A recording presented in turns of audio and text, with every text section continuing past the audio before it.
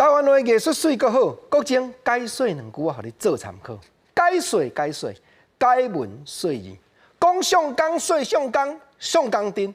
事实伫过去台湾的历史上，真侪学者拢研究，原来这就是要团结地方。人讲输人毋输阵，这就是咧讲阵头的阵。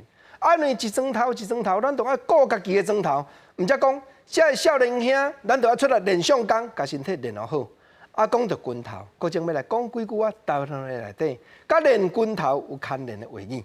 头一句，咱无论会晓练袂晓练啦，小可若晓碰两句啊，我相信讲你加减拢捌听人讲，吞剑放假起手落差。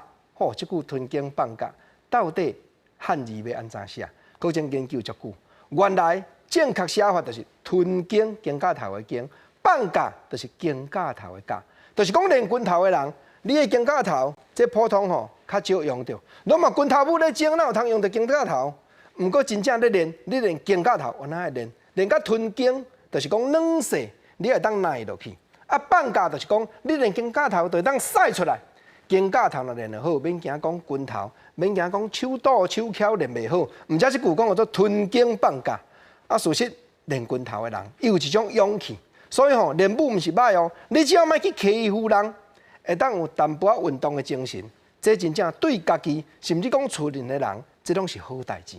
毋则练武的人有一句话，普遍的本来拳头界咧讲，即摆拢应用来到社会啊啦。即句讲叫做拍断手骨，电倒用。